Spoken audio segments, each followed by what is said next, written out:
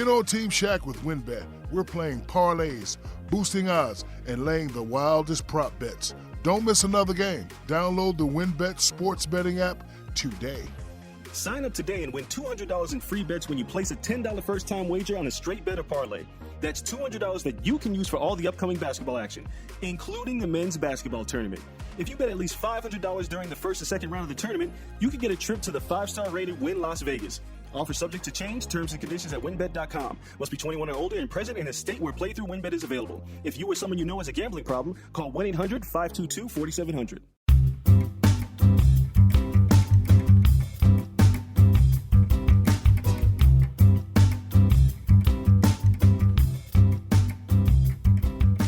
Holy shit, welcome to Tennis Fucking Podcast. My name is Nick Amell. This is the show where every week me or my sidekick host bring a top 10-ish list on any given topic, along with some fun facts and trivia. The other person does not know what that list is, and they try to guess items 1 through 10, along with you, the lovely folks at home. Today I'm joined by my new guest sidekick host, Steve Glissman from Origins of Speaksies. Steve, how's it going? I'm doing great. I'm very happy to be here. The only disappointment is I'm here is because Brandon's not doing well. But I hope he'll be better soon, and I hope to see you guys pounding some hot dogs together very shortly. Well, you might be disappointed because I think the odds of you seeing Brandon gulp down a few hot dogs by any sort of nearby crowded trash cans, fairly high. I probably will be there watching with you, though, instead of partaking. Okay. But that's okay. Speaking of that, I'm really excited about the top 10 we're doing. I know you said earlier that you don't give out what it is, but you sent me an email earlier today, and I've been checking out WikiFeed all day to find the top 10 entries on that. What's your source for that list? Let me check the email you sent me. Hold on. Oh, I'm sorry. Brandon sent me an email earlier today. I apologize. So I guess all that research went for naught. I don't think it's for naught. I mean, that might be useful in some other facets of life, perhaps. Yeah, we'll find out. Yeah, but I like how Brandon, he's sick, he's not here, hasn't been here for a few weeks now, but he's still fucking up our show. So thank you, Brandon. Shout out. That guy likes some feet, too. Shout out to his feet issues. Yeah, absolutely. And no judgment here. Feet are A-okay on the show. Sure. Steve, appreciate you being here, man. Thank you. I know you and your co-host Scott, on your show, you uncover the history and stories behind the words and phrases we use every day. It's going to come in handy today, I think. But before I get to that, I'd like you in your own words to tell us just more about you and your show, Origins of Speaksies. Sure. So thank you. So Origin of Speaksies started with my good friend Scott had a conversation at a bar one day, and someone told him they really liked the cut of his jib. And from that, Scott had 2 ideas for a podcast. One was about the sexual adventures that started that night. And the second one was to do a podcast on the history and origins of words and phrases. So thankfully, he went with the latter and included me along on his journey. And what we do every week, we look at a word or a phrase or an idiom and check out the history behind that and just use that to just kind of explore some other things there. Yeah. The world of words is very interesting, and it's amazing sometimes. Stories that you wouldn't believe are true unless they were. We seem to uncover every other week. Here's some words and phrases you covered on recent episodes, just to give the listeners a kind of taste. So the most recent, as of this recording, was hillbilly and boycott, the history and origin of those words. Before that, you did chip on your soldier, Gen Z, dank, swag. So just a few recent examples of the types of words and phrases, although it's all over the place, really. Of what you guys cover. And surprisingly, in the last few episodes, Hitler came up a few times, which is always fun. But just to let anyone know, if they listen to some of our more recent episodes, that's generally the only time Hitler comes up. And he's always and to be clear also, in a negative way. So, if you hear Hitler mentioned, it's always going to be with the disclaimer of we don't like Hitler, just to be clear. To be clear, you do or don't like Hitler, just so we do not like Hitler. Down with it. Hitler is denounced. And I can denounce Hitler frequently throughout the show if you need me to also. A good reminder of your feelings on Hitler every few minutes. Not required, but is appreciated. Right. Great. And one more plug before we get to the meat of today's show. I was actually on Origins of Speaksies on a guest segment back on a November 2020 episode, which I can't believe how long ago that was now. It does not seem that long ago.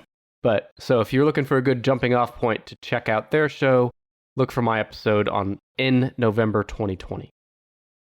With that all said, Steve, Yes. since I have the pleasure of having, we'll call you maybe a word expert, sort of. I know you probably wouldn't call Sure. yourself that, but certainly more than No. me or maybe the average listener. I wanted to take advantage of that All right. and look at the top 10 most common, most popular, most widely used curse words in the All English right. language. Very good. This should be a great exploration of words that I normally don't say on my show. So this is good. But for my family, if they're in the house, it'll be pretty normal for them. They'll just think, oh, Dad's working in the garage again. We're doing a project. We're looking at his paycheck. So this should be a good. I think I should be a really good expert on this. Yeah, and if you find yourself, I don't think this will happen, but if you find yourself struggling to rack your brain for, man, I only know like 4 or 5 cuss words in the whole English language. What is another one?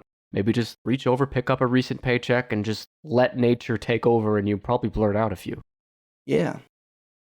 So my sources today are slate.com, the online etymology dictionary, and I also pulled a few tidbits from Wikipedia.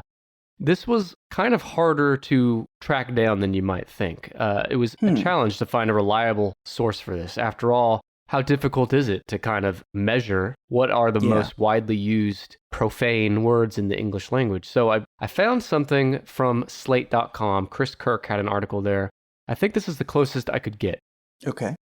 I think the closest I could get was the most common curse words on Facebook. Oh, okay. And I know you're a huge social media fan, Steve. Oh, I am. Nothing like social media to make you feel good about yourself and feel good about everyone else around you, unless you're following Speaksies at Twitter and Instagram. Absolutely. And the same with Tennis Podcast. Yeah, at Tennis Pod, yeah. That's right. All social media is evil and world damaging and terrible, but those 2 social accounts actually, research shows, improve your mental and physical health. Heck yeah. Okay, so Facebook. Now, I personally, and I'm sure it's the same for you, don't use Facebook really at all anymore. I still have one, but yeah, even though Facebook is reducing in popularity among, kind of our generations, it is still widely used, and I think it does represent a pretty good sample size of how people speak online anyway. I'd agree. And in fact, as of the end of 2021, Facebook has just over 1.9 billion daily active users. And that's daily active users. People on every day, almost 2 billion of them. And robots. And robots. I can't remember. Sure. Yeah, hopefully we'll get to a point with Facebook that it'll just be Chinese and Russian robots fighting each other. Yeah. But for now, our aunts and uncles are out there fighting a good fight every day, I think. Absolutely. On Facebook. Our aunts and uncles, and I think the robots, as their intelligence and study of human interactions grows and expands over the years, I think that it's just a matter of time before they too are just using curse words on Facebook, even more so than any other thing they write. So here's how this was compiled. Slate, my main source, they did this research using a new Facebook developer tool that estimates the number of user interactions, including public or private status updates, photo captions, comments, and more, that mention a word or phrase, and then breaks up the results by gender, age group, and region. So there is one huge caveat. This tool that they use to do this research, they can't distinguish a case where a word appears in another word. For example, hell, the word hell appears in the word hello. Ah. So hell is not on this list because of that.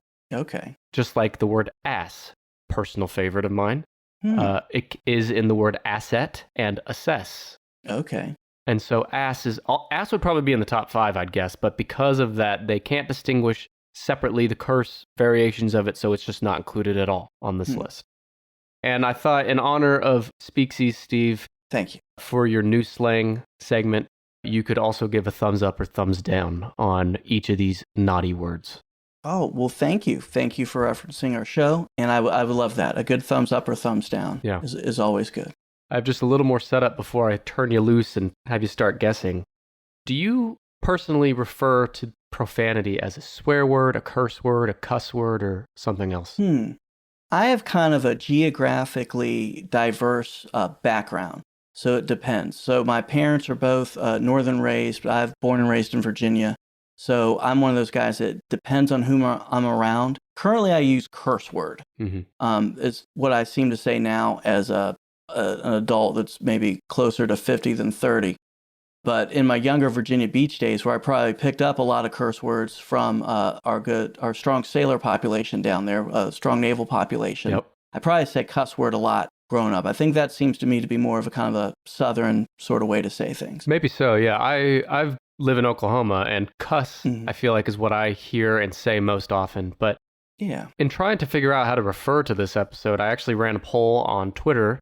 Again, your favorite. I ran this poll at the Nickamel on Twitter, and I asked, how do you most often refer to profanity? And the leading vote getter is actually swear words, with almost or over 45% of my followers voting for that, followed by cuss and then curse. Swear, cuss, curse. So for whatever that's worth. Thank you, Twitter. That's one of the more positive things Twitter's contributed in a long time. Yeah, so I like their poll. I'm glad to hear that. It's a good way to get some quick feedback. Not important feedback, but quick feedback. Right. So I'm going to let you start guessing. Here in a few minutes, I'll also kind of go over the history of profanity, but I want to get to the list first. So, Steve, what are some cuss words, curse words, swear words that you think are most often used in the English language, at least on Facebook? On Facebook. So I'm glad you told me the Facebook caveat, because I think that's going to help, that there's going to be some sort of profanity, but at least, dialed back a little bit, which might make us have to get creative for a top 10. So the first one I'm going to say is Caitlyn Jenner. Wait a minute. I'm sorry. I thought we were doing Brandon's list. I apologize.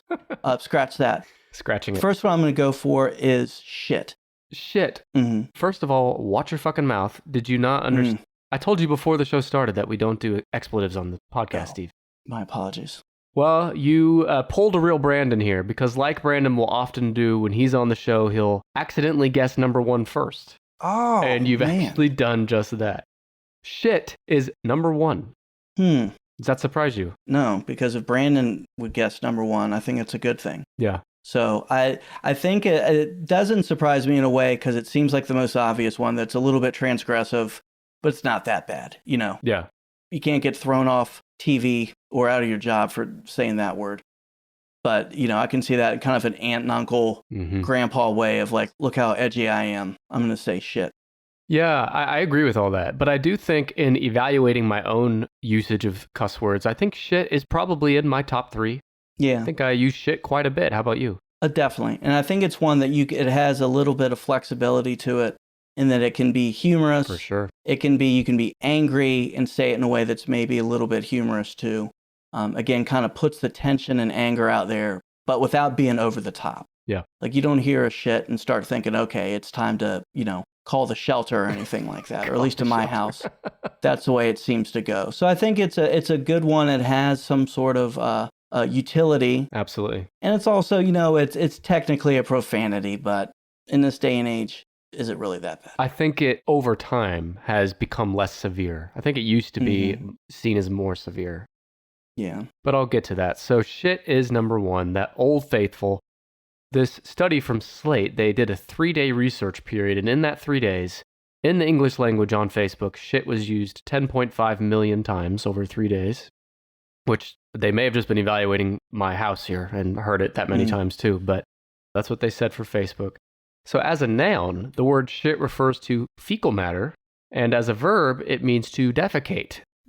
But in the plural sense, the shits, it means diarrhea, Steve. Just so I want you to be educated on this show. Thank you for clarifying that for me. I appreciate it. Shite is also a common variant in British and Irish English.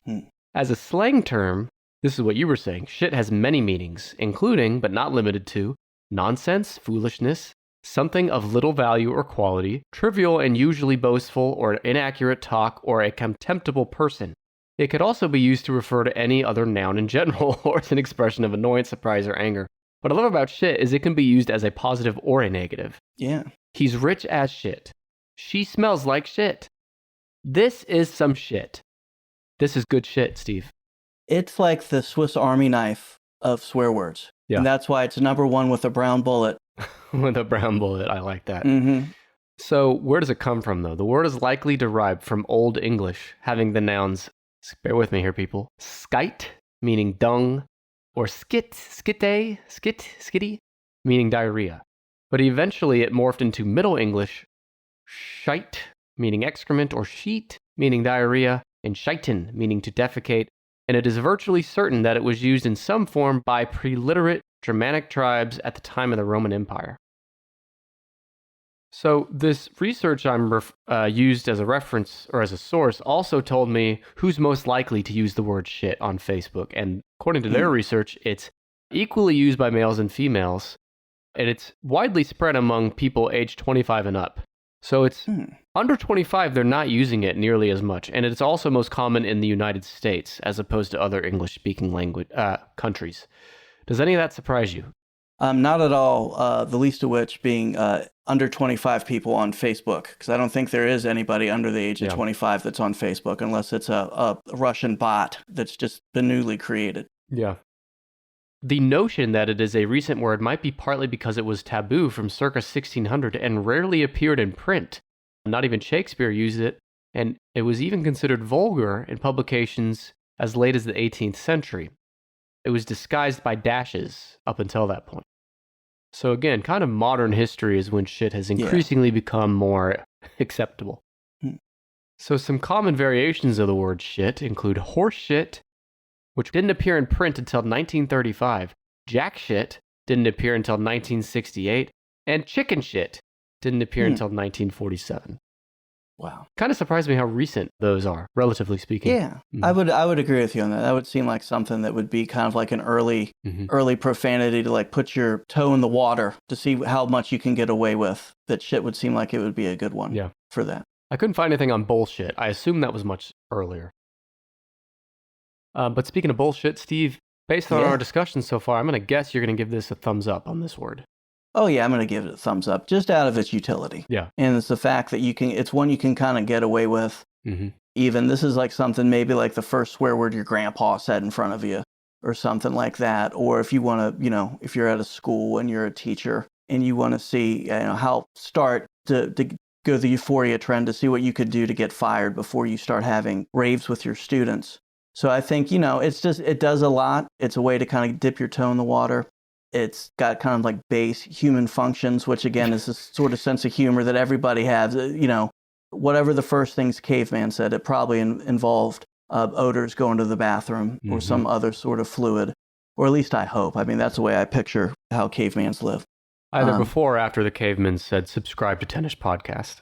Oh, that's right. On caveman Twitter. Yeah, on caveman Twitter, which I guess they were just, because they were carving into stones, right? Yeah. You carve into a stone, maybe throw a hashtag or two on there, and the next person that walks by that is basically like seeing your tweet, right? And they can then reply. So I'm sure some of that was going on.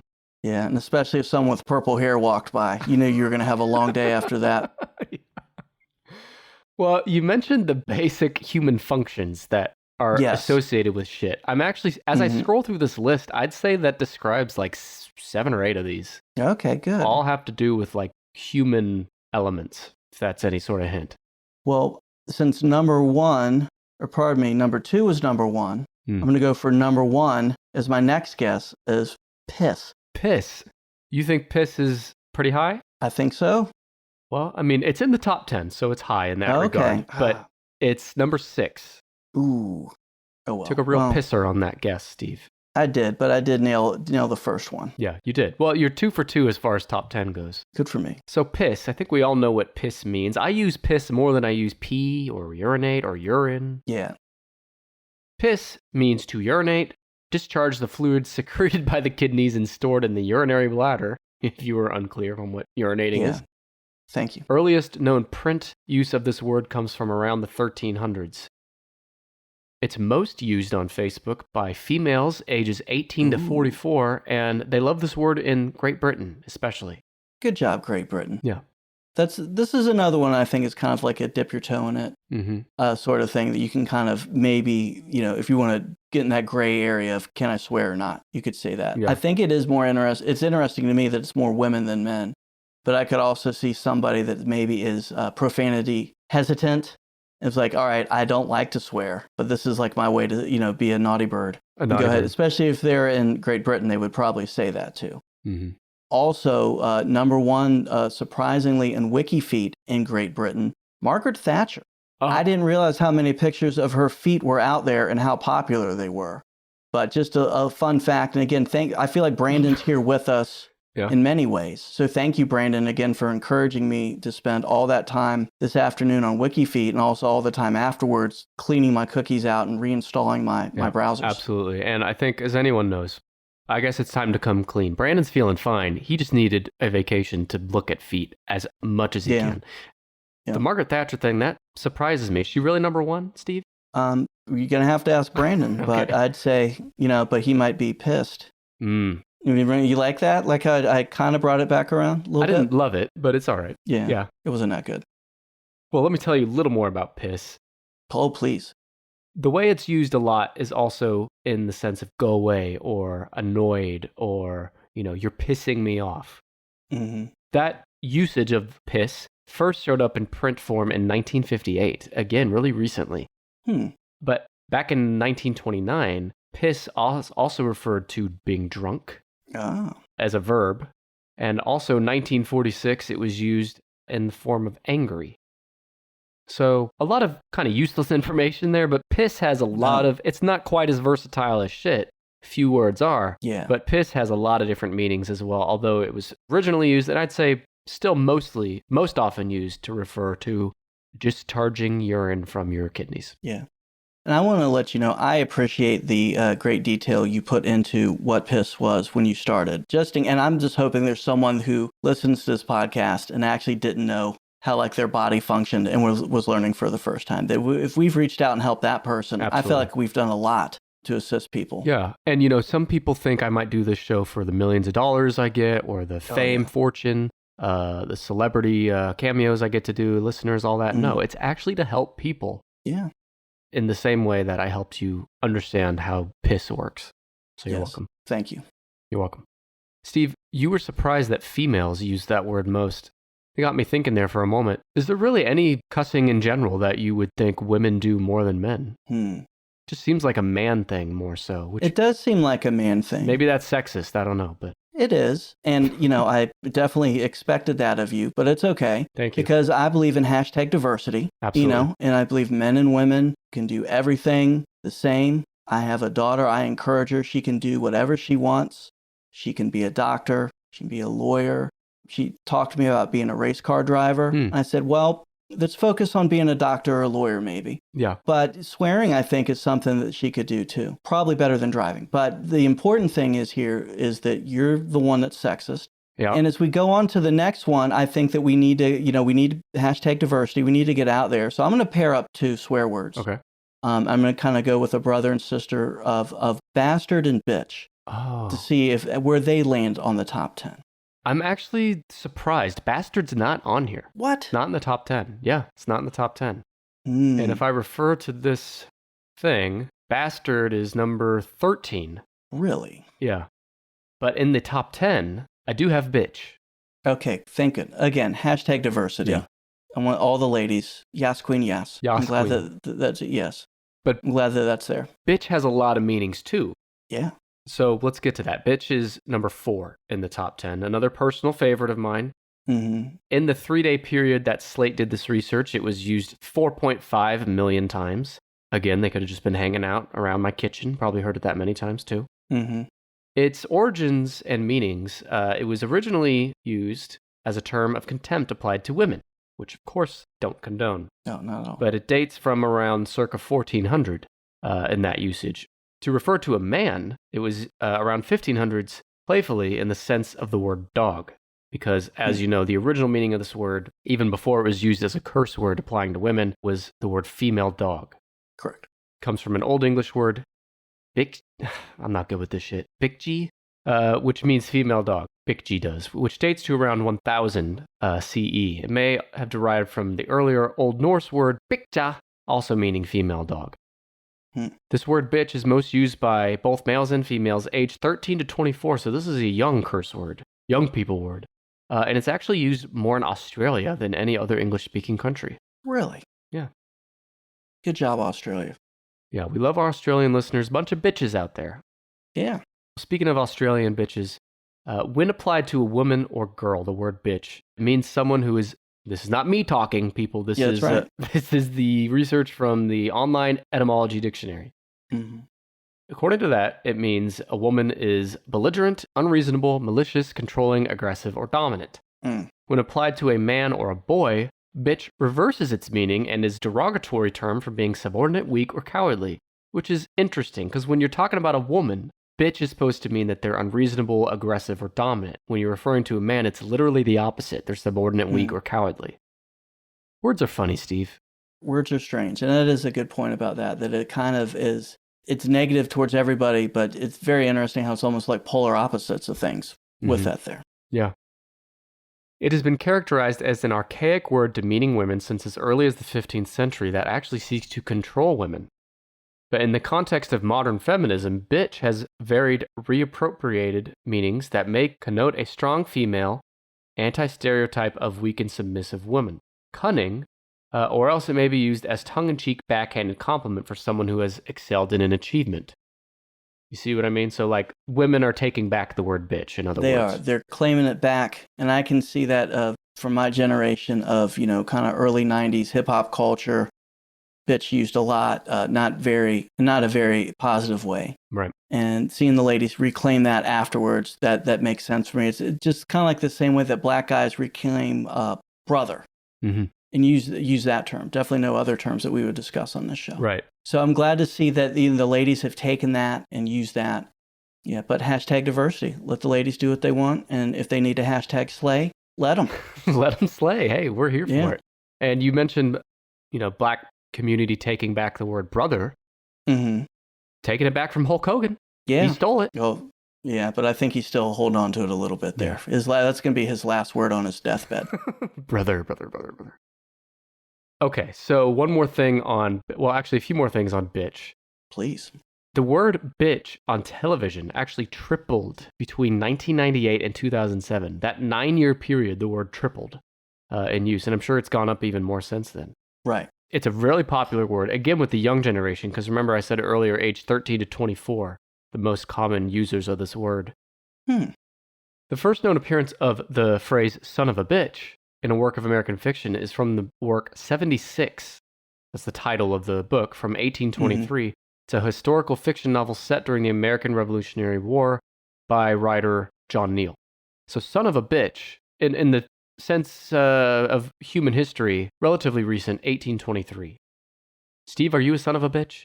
It depends on who you ask. And Right. I think this gets into a little bit of some of the positive utility of that, because this is a word that you can say it in two entirely different things. You can be angry at them or disparage somebody and call them a son of a bitch. But that's also one of the things that, like, I have certain friends that, like, if I haven't seen them forever and I see them, I'm going to say that in the happiest way possible to greet them and to see them come back. So I think that maybe more of a positive use of that term. I've always thought of it as kind of like another way also when it's son of a bitch is another way to say bastard. Just kind of mix it up a little bit too is the way I've always interpreted it. I think it's Arnold in, what is it, Predator? You son of a bitch. When That's they right. And grab hands. You nailed that Arnold impersonation. Excellent job. Wow. Means a lot coming from you, Steve. Thank you. I just started saying, get my car knife. Get my car knife. No, we're going to the sea. I'm going to wear a white dress and we're going to play I Wanna Thank You. I will never have a bachelorette party. I said it. I'm Allie. I'm Cassie. And I'm Emma, and we are the Lords of Delusion, coming at you with a new episode every week. We gotta be honest, we're egomaniacs, destined for glory, but we have absolutely nothing to show for it. We're hitting you with hot takes on it all. The hot sauce. Covering topics like brain prisons, casual weaponry, weirdo babies on Instagram, and generally navigating the terrible time we're in, aka our 30s. You're going to want to hear these deranged rants, and that's a guarantee. Listen to Lords of Delusion on Apple, Spotify, or wherever the F you get your podcasts. Join us.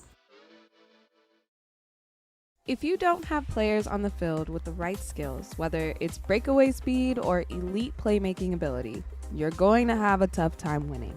The same goes for your business. Indeed is a fast, simple way to make sure you're hiring MVPs. Start hiring right now with a $75 sponsored job credit to upgrade your job post at Indeed.com/BlueWire. Offer valid through April 30th. If you're hiring, you need Indeed, because Indeed is the hiring partner where you can attract interview and hire all in one place. And Indeed is the only job site where you're guaranteed to find quality applicants that meet your must-have requirements, or else you don't pay. Go to Indeed.com/Blue Wire to claim your $75 credit before April 30th. One of the things I love about Indeed is that it delivers 4 times more hires than all other job sites combined, according to Talent Nest. Indeed.com/Blue Wire. Terms and conditions apply. Need to hire? You need Indeed. Hey, it's John. You want to look and feel your very best? Visit the team at Cool Contours. They are the #1 cool sculpting provider in Virginia. Their award-winning team of certified cool sculpting elite and cool tone specialists work with you to create a fully customized treatment plan to achieve your dream body. Learn more at cool-contours.com. That's cool-contours.com. As ranked by Allergen in June 2021, Cool Sculpting Elite is FDA cleared to treat visible fat bulges in 9 areas of the body. Some common side effects include temporary numbness, discomfort, and swelling. Let's take a brief detour from guessing, give you a little history of profanity, as it's known. All right. Words currently considered curse words or profanity were commonplace parlance in medieval English. In fact, in the Elizabethan, how do you say that shit? Beethan. Okay. Oh, Beethan. Thank you. Yeah. Elizabethan. See, I'm smart, guys. You got it. Some playwrights, like Shakespeare, largely avoided direct use of these words, but others, like Ben Jonson, did use them frequently in his plays. But analyses of recorded conversations reveal that an average of roughly 80 to 90 words that a person speaks each day, only about 0.5% of all words spoken are curse words. In comparison, first-person plural pronouns like we, us, and our make up 1% of spoken words. And for me, curse words probably make up about 94% of my English. But that's interesting. 0.5% of all spoken words being curse words, that can't be right. Must not be people working in their garage, trying to get a lawnmower started or, doing some painting or something like that. That's where there's still several clouds of profanity I have from replacing some shutters in the early 2000s that has been spotted off the Pacific Ocean still with that. Maybe that's a good thing that there's not that much profanity. Maybe it's good. I had an uncle say one time that people use profanity when they're too dumb to think of anything else to say. And I said, shut up, you son of a bitch, after he said that to me. But it was something that resonated with me after he said that. I think there is something to that. Like, I agree with that to an extent. But I also don't think that people that cuss frequently are automatically less intelligent than those that cuss less. I think it's kind of both things can be true. Right. But I do think the fact that cuss words, I guess in the grand scheme of things, this research is telling us that they're used less than 1% of all spoken words. So they're not used that frequently, all things considered, which I guess part of the reason that makes them quote unquote special, or, words that aren't your everyday words. Right. Because if they were everyday words, then their power is lost a little bit. Yeah. Ice-T actually said something about that once, and the one profanity that I'll touch around but not say. I'm sure we'll get to the granddaddy of words with an F. Yep. Basically, to paraphrase him, if the F word loses its effingness if you say it all the time, and it loses a little bit of something. If you're someone who doesn't use profanity and you say the F word or any sort of profanity, it's going to stand out more as opposed to the guy who can't think of anything else and every other word that comes out of your mouth is, as Bill Cosby used to say, filth, floor, and filth. Bill Cosby. Yeah. Yeah, that's a whole sidebar let's not do right now. It's a whole other episode there. Yeah.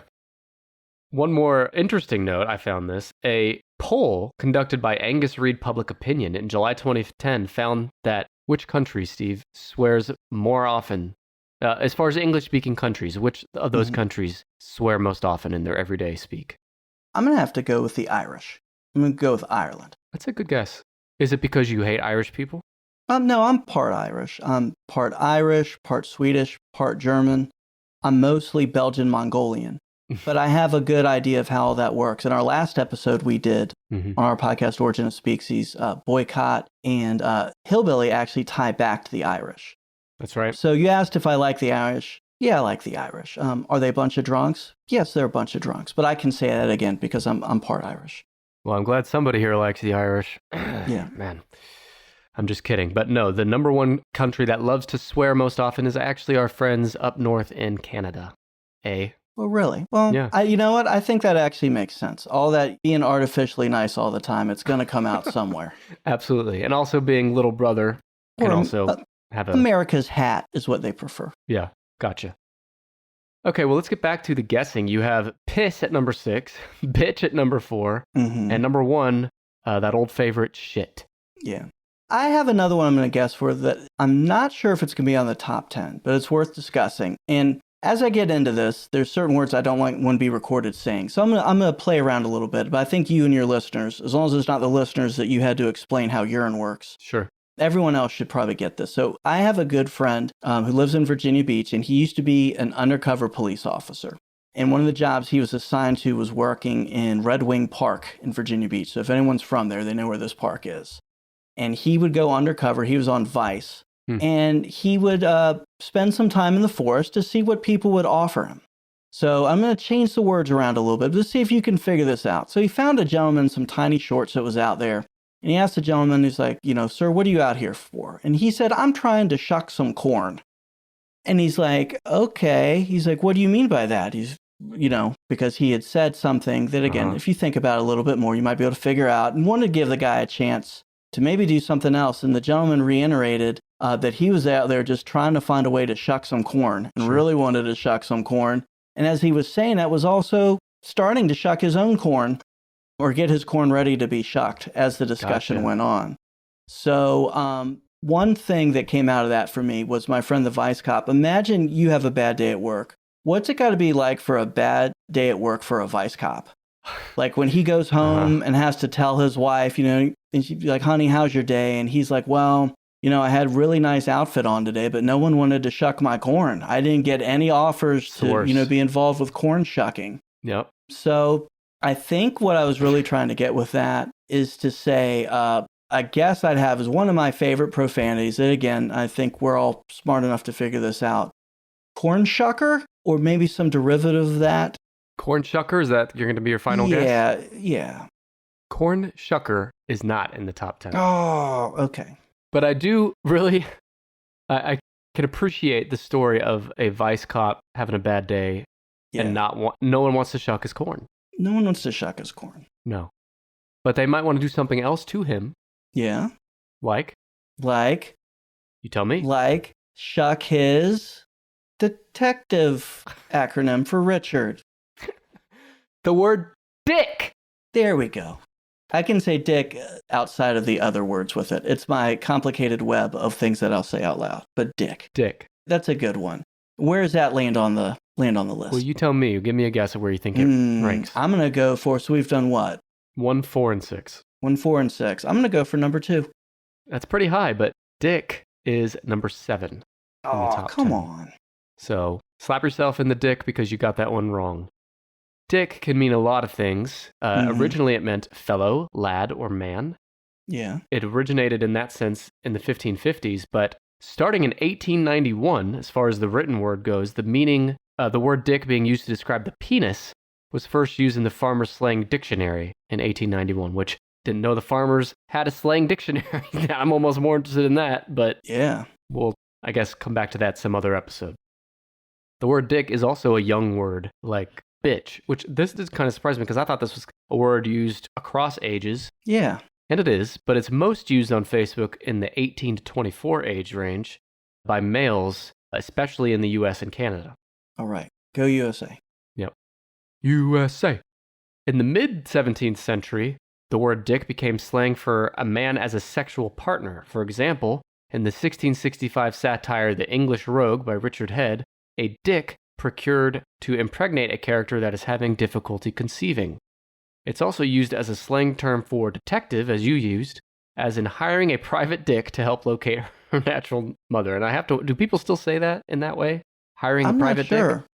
I'm more interested that somebody named Richard Head is involved in the history of this. I didn't even catch that. I did.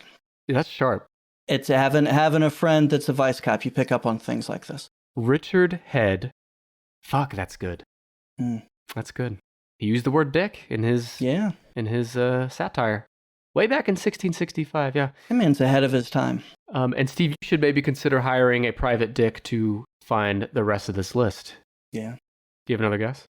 I'm saving one for the grand finale. So we've done some, I think, kind of touchy ones, or ones that I think everyone can feel like that they can contribute and get out there. Yep.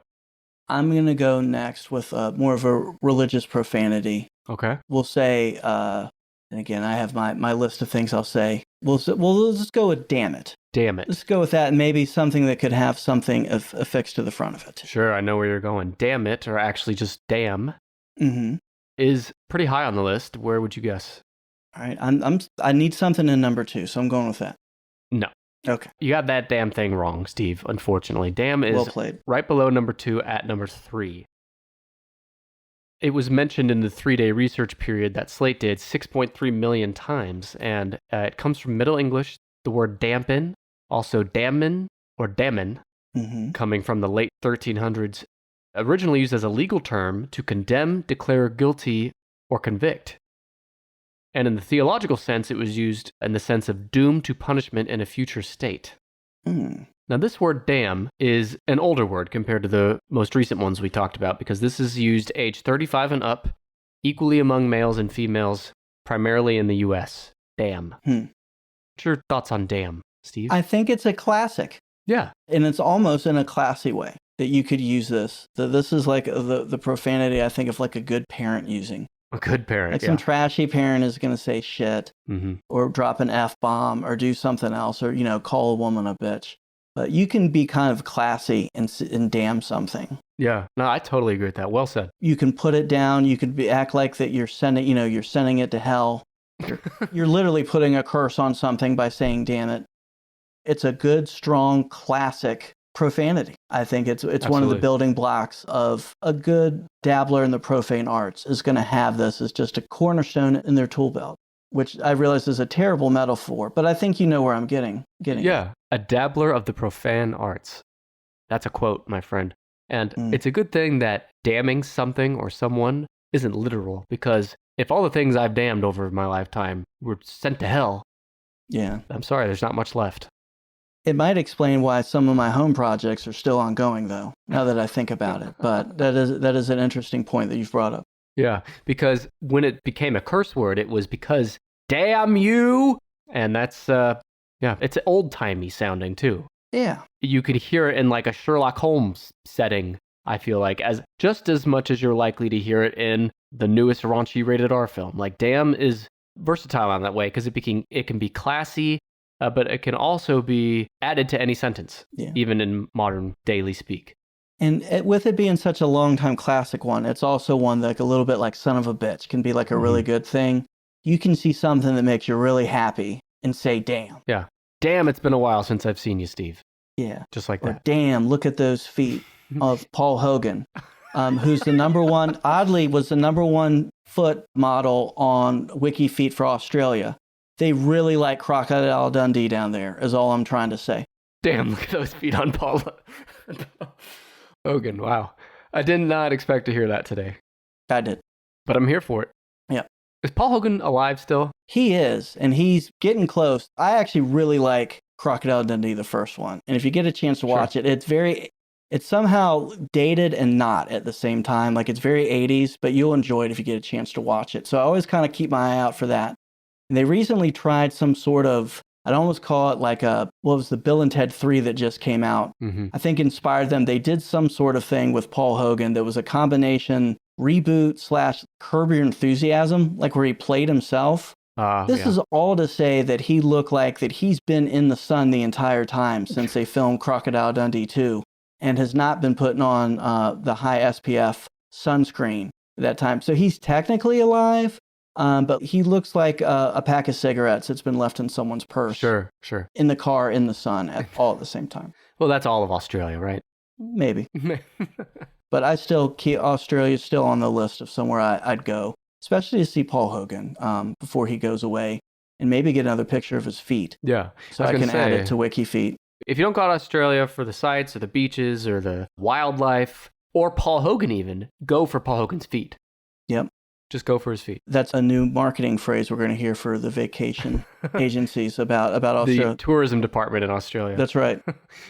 Well, getting back to damn, it is nowadays a mildly profane word for some people in English, which I think is fair. It's mildly profane. Although goddamn may be considered blasphemous by the religiously devout who regard it as a violation of the commandment against taking God's name in vain. Yep. So related to that, that makes me want to pivot to what I'd say in the way that bitch and bastard kind of pair up. I'm going to go with hell for my next guess. I think hell would surely be in the top 10, but if you remember at the top, they couldn't count hell because they couldn't differentiate it from the word hello. So even with hellos, hell still didn't show up. Well, I think they're saying, like, if they included hell, they'd have to include hello, which would blow out the database, basically. So, yeah. Yeah. So sorry I didn't pick up on that, and it was probably good that you explained how urine works also, because maybe I was making fun of that to cover that I didn't understand what was happening. Thank you for doing that. Well, we're getting close to the end, and I've been sitting on what I think the granddaddy is. Save it. Okay, I'm going to save it then. All right. We're going to save that. In the way that damn is mild profanity, there's 2 words on this list that I personally wouldn't even consider profanity. Okay. But maybe like your great-grandma who's easily offended might consider it profanity. It's that sort of thing. All right. So think about a word that is sometimes, there's 2 of them on this list. Think about words that are sometimes used in place of profanity by people who don't like to use profanity. Okay. I'm going to go with dang it. Close. Or dang. Okay. Very close. Doggone it. Doggone it. No, but you're still on the right track. Okay. I'm getting there. All right. I am locking up here, but hit me because I know whatever you're going to tell me was going to be the next thing that I would say. Darn. Darn. Really? Darn. Yeah. That's not a cuss word, right? No. Yeah. I'll wake my kid up right now and make her say it to me. I'll call my pastor's house and demand that he says it right now. I mean, that's nothing. That's like a mild. Yeah. I think even the corn shucker in the park right now would be like, come on. Yeah. That's nothing. Yeah. Do you call your pastor often in the middle of the night and wake him up and ask him to say things? It depends on what drugs I'm doing. Yeah, absolutely. No, I get that. Yeah. And the drugs I'm doing tonight are going to help me get through this list and tell you that, God darn it, darn is number 8 in the top 10. Interesting. It has origins going back, at least in written form, to 1781.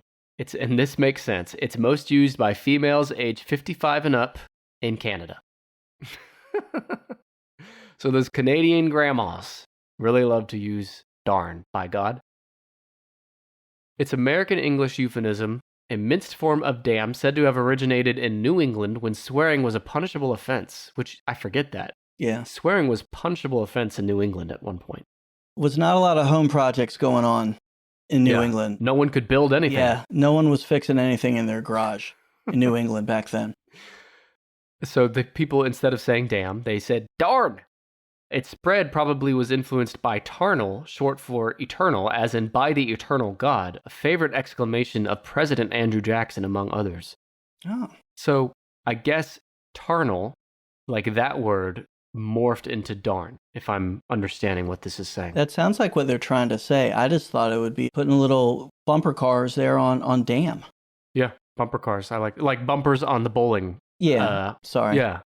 My drugs are wearing out of my body now, too. Just grab some new drugs. It's going to be tough to call the pastor tonight. I'm going to need something else in my system with that. Here, we'll give you a second.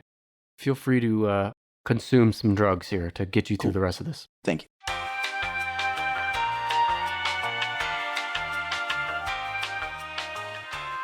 All right, we're back. Steve is newly rejuvenated and ready to guess. He needs 2, 5, 9, and 10. And in the same way, let's knock this one out. Darn, you and I agreed, really doesn't belong on this list. There's another one like that shouldn't be on this list. So what do you think people that don't want to say the word shit probably say instead? Oh, good old crap. Crap. Do you consider crap a curse word, Steve? I don't, but I also consider it a word that's probably not the best usage in like kind of like, I don't know, mixed company or like, in front of people in a respectful situation. That was one I remember I would get a lot of when I was younger, that it was bandied about in my house. My parents did a much better job of hiding their profanity if they used any from me than I did with my family. But crap was one that, it kind of worked itself out that way. So I say no pun intended. Crap working itself out. Well played. I kind of put it in the category of brown words, like shit and poop, of things that are, again, poop not necessarily being a profanity, but not something you want to bring up during the business meeting. During your morning stand-up is probably poop. You don't want to bring up poop during the business meeting? It depends. It depends if I want to keep that job or not. Well, what if you work in the poop business? There's some businesses where poop is an essential part of the business plan.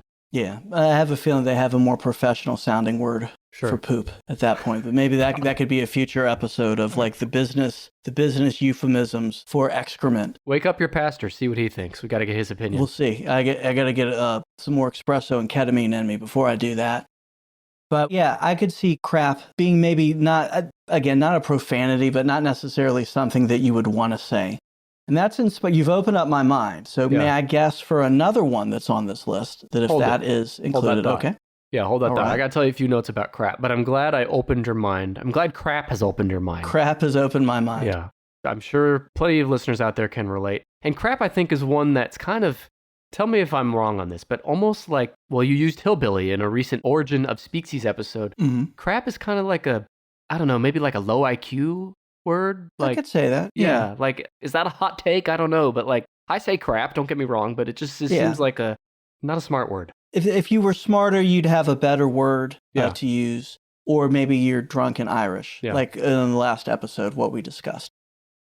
One more point I want to make, but you mentioned your parents didn't use a lot of profanity around you growing up. Mine didn't either. And in fact, this might surprise listeners who've listened to me for 167 episodes now, but I've never cussed in front of my parents to this day. And if they heard this episode, I would shrink into a little turtle shell because it'd just be so weird for me to have them hear me cuss. So, for whatever that's worth, let's get to the word crap. Crap. It means literally to defecate. As far back as 1846, comes from a cluster of older nouns, which are now obsolete, and it also applied to things cast off or discarded. It's most used by both males and females ages 45 to 54 in the US and Canada. So again, this is an older word. Yeah. Despite the etymological legend, the word is not from the name of Thomas Crapper, who lived in the 1800s and early 1900s, who was, however, a busy plumber and may have had some minor role in the development of modern toilets. Crap has a lot of crap, crappy, this is crap, good crap. Yeah. Got a lot of use to. But it's number 5, if I didn't say that. It's like Shit's younger brother. Shit's younger brother. Kind of like the Robin to Shit's Batman. Yeah. I would say. Or like when you have to take your little brother to the party that you don't want to take him to, you're shit, he's crap. Yeah. That's a great way to make an entrance at a party too, is to announce yourselves that way with that. But I could see that. I don't know if I'd count that as a profanity. Not me. But I also, whatever choices I've made in life, I also don't have to write lists for Slate.com. Listeners, I have a quick sidebar for you to ask you, what is your favorite video game ever? Well, that might seem like a random question, but it becomes less random when you know that the brand new Tennis Pod Plus exclusive bonus episode is out now, where I was joined by my friend, Dr. Buster, who you may remember from recent episodes like the top 10 Wikipedia pages, and even more recently, the highest grossing R-rated movies. He joined me for this bonus episode where we each brought our own personal top 5 video games ever, along with our rationale for why they made our list. We also brought fun facts and trivia for each game on the list. You can listen to this episode right now at tennispod.com/plus or by subscribing to Tennispod Plus from our page on Apple Podcasts. Sign up now to also get main episodes like this one that you're listening to now, early and ad-free every week. Again, just go to tennispod.com/PLUS or subscribe in literally one tap at the top of our Apple Podcast page. Hurry and sign up and listen before it's game over. Let's get back to the show. So you said crap opened your mind, as crap often does to one. What words come to mind now to round out the rest of the top 10? I think that this is going to lead me, so I still got my granddaddy I'm sitting on, but maybe like the cleaner version of that, I'd say if crap is on the list, where does screw go on this list? Oh, screw, that's a great guess, but it's not on here, actually. Really? Yeah. Okay. Well, I'm going to help you here. Screw's not on here, but to screw someone or something, there's certain natural tools appendage to the human body that help make that process possible and feasible and pleasurable. What are words people can use to describe those tools? Now, let me tell you, there's a tool belt full of things I could use, including the word tool. Yeah, sure. So let's say and with crap being considered profanity. So I'm going to go with something that, again, is on my list of words that maybe would be a lady counterpart to dick, that could possibly be out there, that maybe like if I could generate a sound effect, it would be a cat sound. Is that on the list? I'll insert a cat sound for you in post-production. Thank you. You're welcome. Yeah, I'm kind of like you. I actually don't even like saying this word. Yeah. But I will. Thank you. It's what I do here. It's the sacrifice I make. The word is pussy, as in pussycat, as in I saw a putty cat, and it's number 10 in the top 10. Okay. Pussy has a lot of meanings, kind of like bitch. It's most used by the young male crowd. Age 18 to 24 males in the United States are the biggest offenders of this word. In contemporary English, use of the word pussy to refer to women themselves is considered derogatory and demeaning, and treating people as sexual objects. But the word pussy is also used to describe the female genitalia. I'd say that's the most common use, maybe. Mm-hmm. It's also used in a derogatory sense to mean cowardly, weak, or easily fatigued. Like when sometimes I'll say I'm cold and I'm called a pussy, which is not cool with that. No. I'm cold. Does that make me a pussy? Probably, but it's not nice to say. Sure. Well, Yeah. I'll accept that. Pussy is one of a large number of English words that has both erotic and non-erotic meanings. Such double entendres have long been used in the creation of sexual humor. This double meaning of pussy has been used for over 100 years by performers, including the late 19th century vaudeville act The Barrison Sisters, who performed the notorious routine, "Do You Want to See My Pussy?" in which they raised their skirts to reveal live kittens. Now, isn't that cute? It is cute. It gives me an idea for the next time there's a like variety act thing at any of my nieces or nephews' schools that I have a suggestion for them that I can give. Here's what you do, honey. Yeah. Yeah. Here's what you do, and this makes sure that Uncle Steve doesn't get invited back to Thanksgiving. This should lock it in. Yeah, that's what we want to happen. That's the mission. Yeah. Get Steve out of Thanksgiving, which, not a bad idea. Anyone out there, feel free to take that down. Free advice from Steve. Yeah. And since we're on the subject, I just want to say clitoris. Because I like to say that word. I think I say it with dignity and strength. It sounds like a Roman senator, the way I say it. Debatable. Not, but, if the Senate is in trouble, who do we need to come rescue us right now? Somebody get Senator Clitoris, and then everything will be fine. I like that. I like where you're going. I wish we had more chance to dive into the meat of that talking point. Unfortunately, get behind the curtains on that, yeah. Yeah, oh, God damn. That was good. All right. But let's go to the other side of the coin. The male side. What's the male pussy equivalent? Well, you got dick already, so another word for dick. Not the shucker to somebody's corn. No. Okay. Cock? No, Cock. I just said that. I was trying to say that. Crank. Cock. Cock. Cock. Cock. Is that what you're trying to say with corn shucking? Yes. Okay. I missed that. Cock is It's number okay. 9.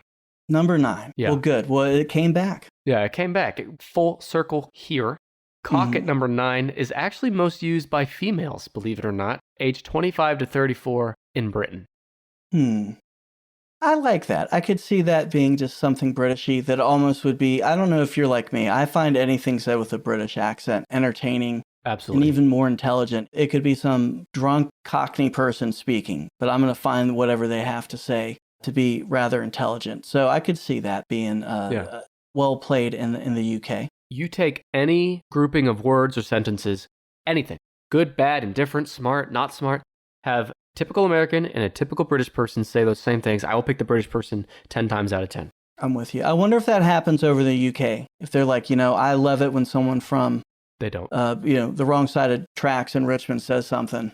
We're out in a holla in Virginia and comes out and has some like really bad hillbilly, probably drunk Irish accent. No. They probably don't like it, but no, it's their loss. I don't think that's ever happened ever. Yeah, probably not.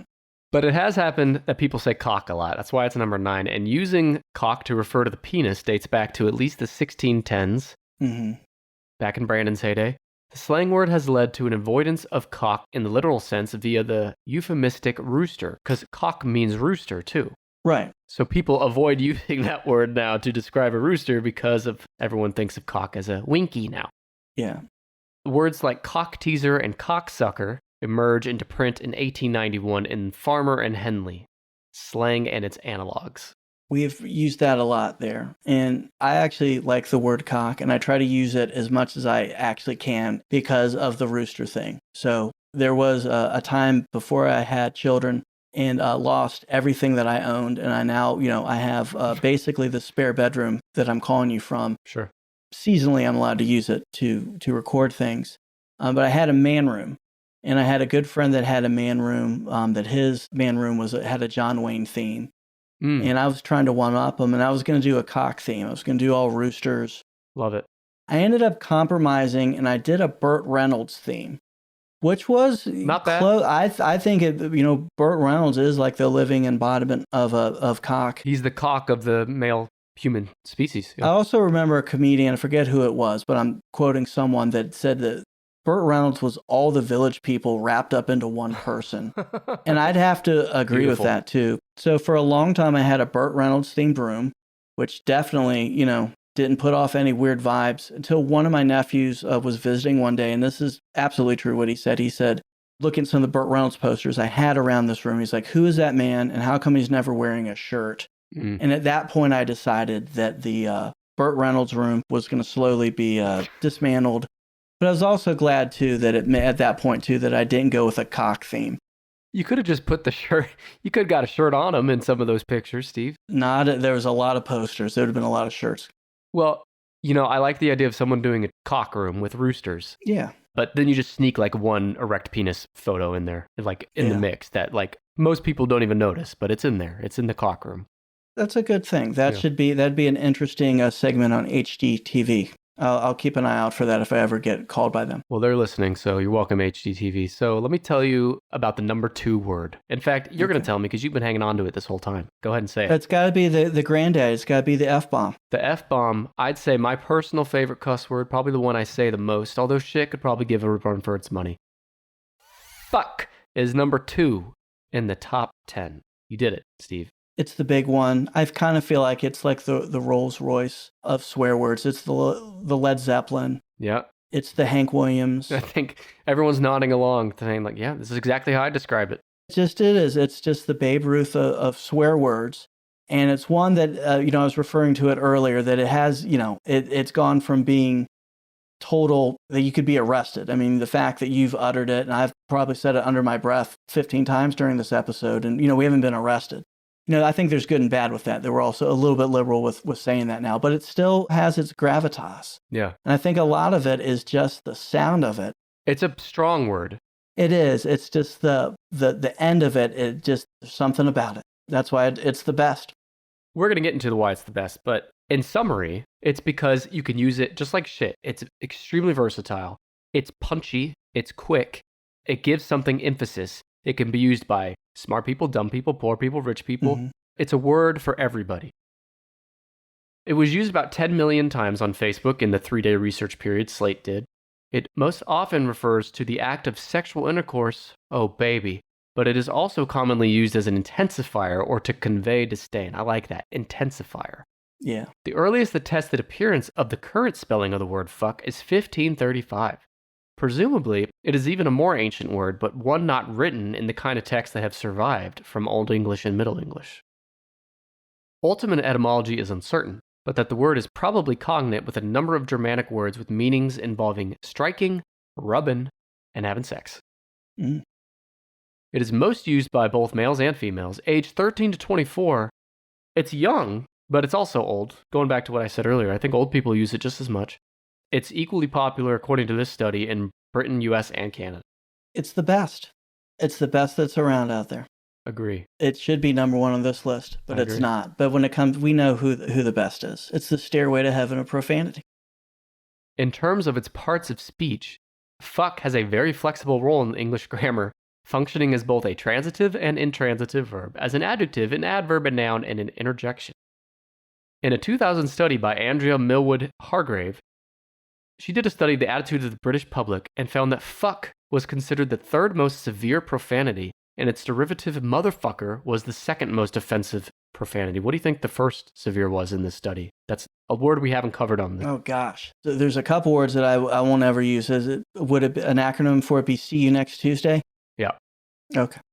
The C word, often used in a derogatory form against women was voted as the most severe word in the English language. I agree with that. Yeah. One last note. According to director Robert Altman, the first time the word fuck was used in a major American studio film was 1970's MASH, spoken by Painless during the football match at the end of the film. I haven't seen that. I don't know anything about it, but according to this 1970s film, first time the word fuck was used in a major motion picture. Good job, MASH. I was going to guess it was Disney's Dumbo, but I guess MASH makes a little bit more sense. You know, you're just thinking about what you were saying under your breath as you're shaking your head watching the latest Dumbo remake. Probably. I probably didn't say it under my breath during that, but the kid had to learn the word sometime. Yeah. I do like imagining you sitting there watching the latest Dumbo by yourself, in fact. Yeah. Steve, I forgot till just now that you were supposed to give a thumbs up and thumbs down on all these. So we're going to do a rapid fire version of that. I'm going to go back through the top 10 and you're going to give me a quick thumbs up or thumbs down on your personal feelings of each word. Okay? Okay. So the most 10 most commonly used cuss words in the English language, at least on Facebook. Number 10 is pussy. Thumbs down. Thumbs down. Cock. Thumbs up. Thumbs up. Purple thumb up, yeah. Eggplant up. 8 is darn. Thumbs down. Thumbs down. I'm with you on this. So far, totally with you. Dick. 7. Thumbs up. It's a classic. I'll go thumbs in the middle on that. 6 is piss. I'm going to go middle thumb on that. Middle thumb. Me too. 5 is crap. Thumbs down. Get some stones. That's not a cuss word. And number 4, bitch. Hashtag diversity. Thumbs down. Thumbs down. Thumbs down. Yeah. I like the word bitch. I use it a lot, but in the like true sense of what it is. Yeah. I see what you mean. Thumbs down for that. Yeah. Number 3, damn. Thumbs up. Classy. Classic. Yep. It's a keeper. Thumbs up. And number 2, the real number 1, fuck. It is the Taylor Swift of swear words. Thumbs up. Thumbs up. And number 1, according to this list, is shit. Oh, a brown thumbs up for that. What a great term. I'll give it a thumbs up too. I think we agreed on maybe all but one of those as far as our thumbs go. Yeah, I think profanity, another great thing about it is it brings us together. Absolutely. Us and our feet. That's right. So we'll do a bonus episode sometime where we do the true wiki feet top 10. Listeners, quick interruption because it's that time again where I read the latest reviews for Tennis Podcast. First one comes from Diener O on Apple Podcasts. They say, if you need a podcast to fill a car ride or start a family war over what's best, this is the podcast for you. Great hosts with a plethora of episodes and topics to discuss. First of all, our show works well in any setting, not just in car rides. But secondly, is anyone looking for a podcast to start a family war? And what does a family war entail? I hope it's just a war of words, like a friendly debate, but war is such a strong word, it makes me think of, I don't know, like fucking covert operations within the family unit. I don't like it. Don't start wars with your family, and listen to our podcast anywhere, be it in a train, on a house with a mouse, in a box with a fox, or in the car, like Diener O said. Thank you for that review. The next one comes from ATTWG Pod on Podchaser. They say, if you're stressed and looking for a break, this is the perfect podcast. The hosts are funny, and it's full of the kind of useless information that I love. Could I have gone the rest of my life without knowing the most popular children's books in history? Sure, but I'm glad I don't have to. Kind of take exception to you calling this useless information. I mean, how useless is it that the word fuck goes back to the 1500s, huh? Tell me that. I'm just kidding, of course. Thank you for that review.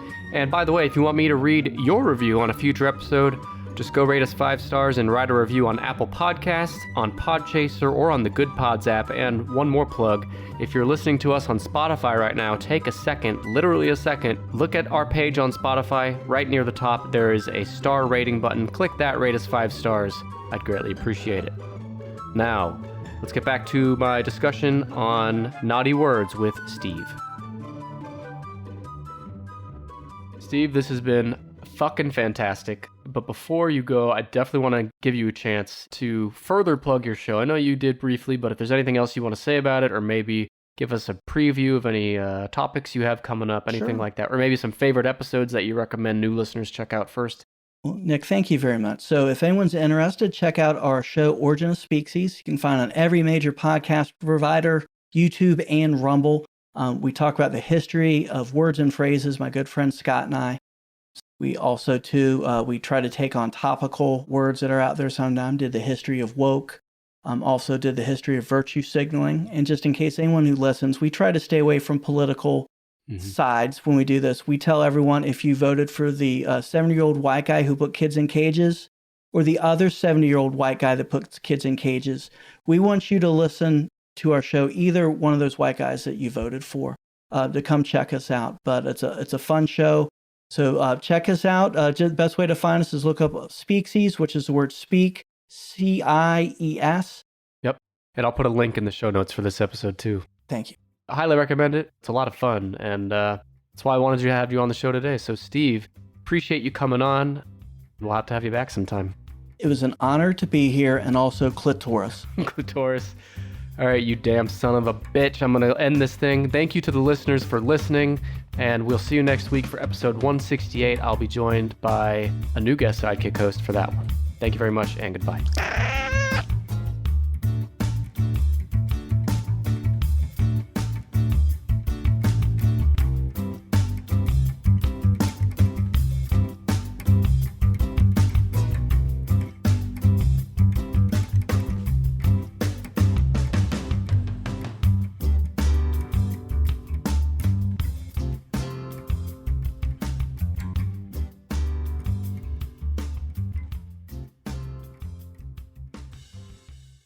I'm Amira Rose Davis, host of the new season of American Prodigy, all about Black girls in gymnastics.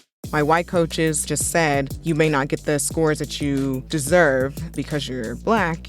It's the story of a decades-long struggle of Black gymnasts trying to find and amplify their voices. I can't be the next Simone Biles. I can't be the next Dominique Dawes. I can only be the next version of myself. Listen to American Prodigies on Apple Podcasts, Spotify, Stitcher, and wherever you get your podcasts.